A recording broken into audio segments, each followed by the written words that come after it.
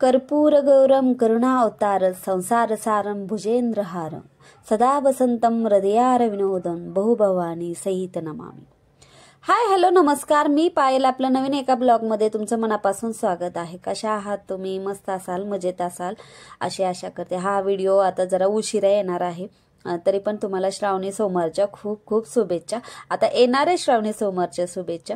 तर आता श्रावणी सोमवारची मी पूजा, पहिल्या श्रावणी सोमवारची पूजा मी कशी केली आहे आणि याच्यासाठी मी अगोदर साहित्य काढून घेतलं आणि साहित्यामध्ये मी काय काय घेते, कारण एकदा बसलं की मग पूजा होईपर्यंत उठायचं टेन्शन नसतं साहित्य असं घेतलं तर। आणि साहित्यात मी काय काय घेते मी या व्हिडिओमध्ये तुम्हाला दाखवते आणि तुम्हाला सगळं दाखवले मी। पंचामृत, दूध, तांदूळ, आपल्याला नैवेद्य घ्यायचा आहे, बेल, आघाडा हे आज महत्त्व असतं। तर हे सगळं साहित्य घेतलं आहे आणि मी कशी पूजा करते हेही मी पुढे तुम्हाला व्हिडिओमध्ये दाखवणार आहे। तर आज लाह्याही घेतल्या आहेत, कारण आज भावाचा उपवास आहे, कारण आमच्याकडं भावाचा उपवासही केला जातो आणि हे दोन्ही एकत्र आलं आहे ह्या वर्षी, त्यामुळं भावाच्या उपवासाची ही पूजा केली जाते। वारुळाला गेलं जातं। आता सिटीमध्ये राहिल्यावर वारुळाला काही जाता येत नाही, पण आपण जे नागोबा नरसोबा म्हणतात त्याचं पान आणून त्याची पूजा केली जाते। तर तशी मी पूजा ही घरी करणार आहे, कारण इथं काही वारुळ नसतं, नाहीतर गावाकडे सगळ्या बायका वारुळाला छान जातात। आता मी वारुळाला न जाता वारुळाला गेल्यानंतर कशी पूजा करायची हे मी तुम्हाला दाखवते। तुम्ही नागाचं चित्र असलेलं किंवा वारुळाचं चित्र असलेलं आणून तुम्ही त्याचीही पूजा करू शकता। आता ते मी काय आणलं नाही, आता पुढच्या वर्षी मी नक्की ते घेऊन येईन। तर आता जे घरामध्ये आहे ना, जीविताची पूजा करण्यासाठी आपण पान आणतो, यालाच नागोबा नरसोबाच आमच्या इकडे म्हणतात। तर त्याची ही पूजा केली जाते आणि वारुळाची पूजा 5 खडे मांडून ते वारुळाची पशी केली जाते।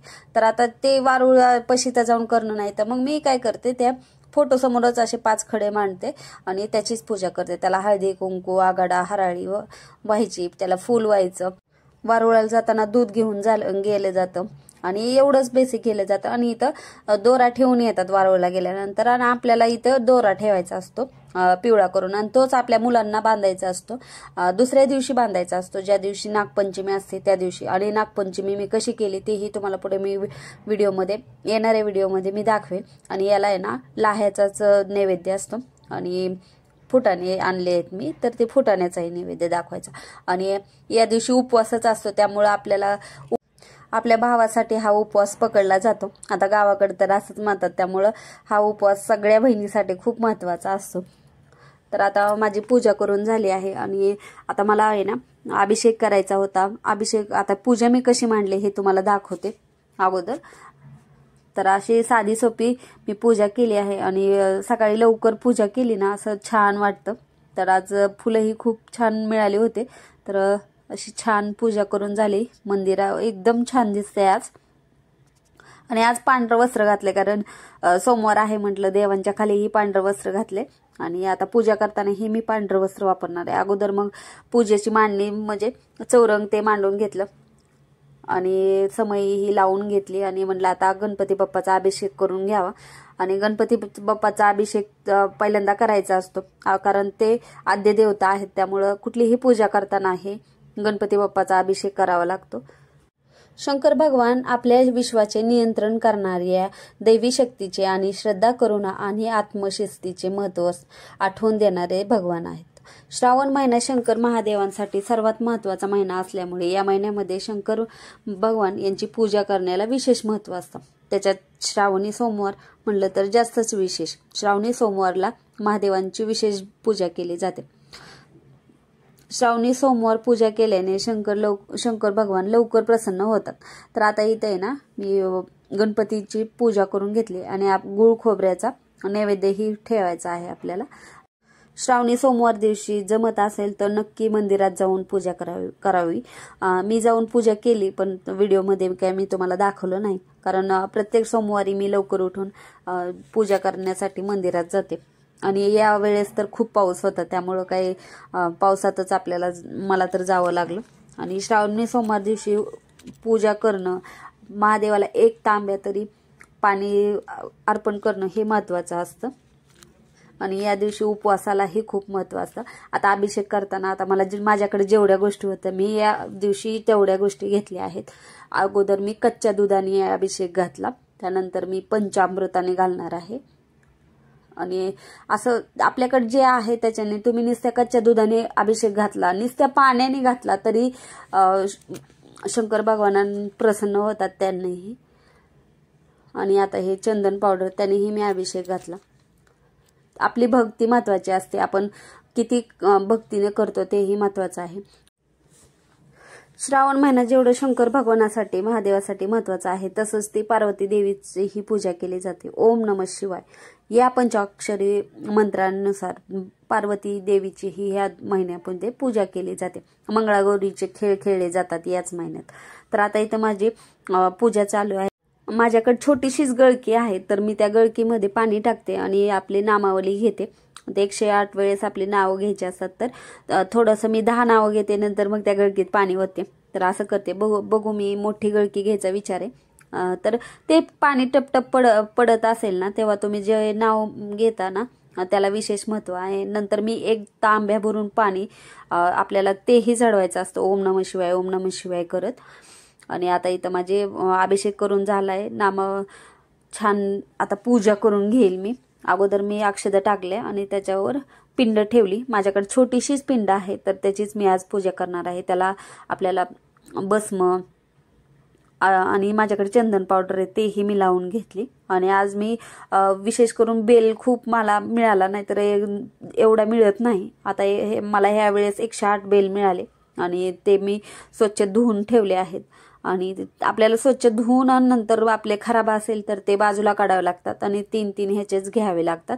आणि आता पांढरे वस्त्र मी घातले आहे महादेवांना आणि फुल व्हायला आहे पांढरं. आणि आता आपल्याला ओम नमः शिवाय म्हणून तुम्ही हे करू शकता.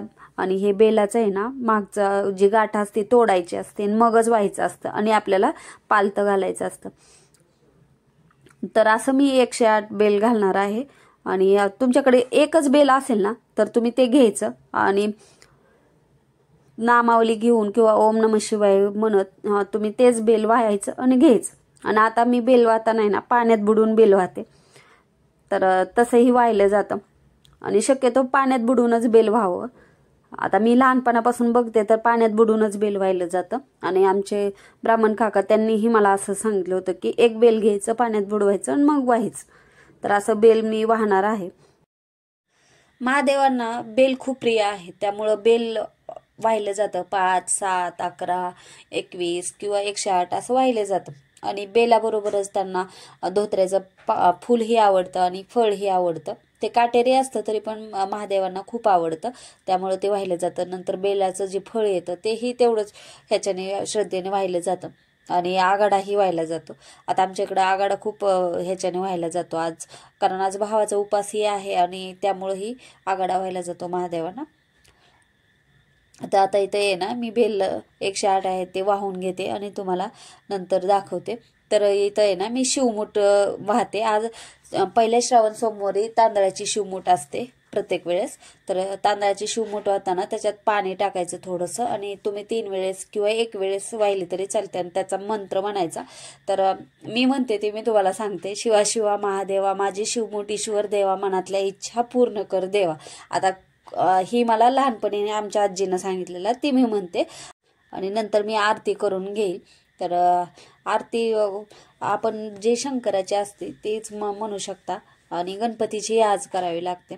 तर सोमवार होता, मग सोमवारी असं श्रावण सोमवारी अशी भक्तिभावाने पूजा केली तर शंकर भगवान लवकर प्रसन्न होतात असं म्हणतात. त्यामुळं मग आणि असंही माझी श्रावणीच आहे, त्यामुळं मग हा महिना माझ्यासाठी खूप महत्त्वाचा असतो, कारण खूप श्रद्धेने मी या महिन्यामध्ये उपवास करते. तर अशी माझी पूजा मांडून झाली आहे. तर मी ओम नमः शिवाय लिहिलं आहे खाली रांगोळीमध्ये. आणि पूजा कशी वाटते तुम्ही नक्की मला कमेंट करून सांगा. पूजा म्हटलं की असं मन प्रसन्न होतं. तर आता अशी पूजा करून झाली आहे आणि पूजानंतर मग मी फराळीचं बनवेल, कारण भावाचा उपवास असेल ना तर भाकरी भाजी खाल्ली जात नाही. त्या दिवशी आपल्याला आहे ना उपवास फक्त खिचडीवर सोडावा लागतो. आणि तसंही माझी श्रावणी आहे तर त्यामुळे मला एक टाइमच जेवायचं असतं. मग तुम्ही काही खा, तर मग मी खिचडीच करणार आहे. खिचडी फक्त चालते उपवासाला, या भावाच्या उपवासाला. नाहीतर तुम्ही श्रावणीमध्ये एक टाइम जेवण करू शकता आणि फक्त एक टाइम जेवायचं. तुम्ही फळं बिळं घेऊ शकता, नाहीतर मग दुसरं काही खाल्ले जात नाही. मिठाचं 2 वेळेस नाही खायचं, एवढंच करायचं असतं. तर पूजा झाल्यानंतर मग मी खिचडी बनवेल. आणि आज आहे ना, कोण कोण मिठाचंच खातं, फक्त पांढरं खातं, असं कोणाकोणाचे नियम असतात. आणि मी आता माझा विचार आहे शिवलीला अमृताचा एक तरी पारायण करायचं या महिन्यात. तर या महिन्यात पारायण केलेलंही चांगलं असतं. तर आता मला जेवढी होती तेवढी तर मी सेवा करते. आपल्याला जेवढी जास्त जमेल तेवढी या महिन्यामध्ये आपण सेवा करायची असते आणि सेवेला खूप महत्त्व आहे. तर आता मी माझ्यासाठी आहे ना खिचडी बनवली आहे आणि प्लेनच खिचडी बनवली. भावाचा उपवास होता तर आपल्याला काही जेवायचं नव्हतं, त्यामुळे खिचडीवरच आज माझं जेवण हेच असणार आहे. आणि त्यानंतर मी आहे ना प्रदीप मिश्रांनी त्यांनी सांगितल्यानुसार हे मातीचं शिवलिंग बनवून त्याचीही पूजा प्रदोष काळामध्ये केली आणि सरांसाठीही मी जेवण बनवलं. त्यांचाही उपवास होता आज श्रावणी सोमवार. तर कसा वाटला व्हिडिओ नक्की कमेंट करून सांगा. आवडला तर लाईक करा, शेअर करा, सबस्क्राईब करा. भेटूया तोपर्यंत. श्री स्वामी समर्थ. हर हर महादेव. संपूर्ण व्हिडिओ बघितल्याबद्दल धन्यवाद.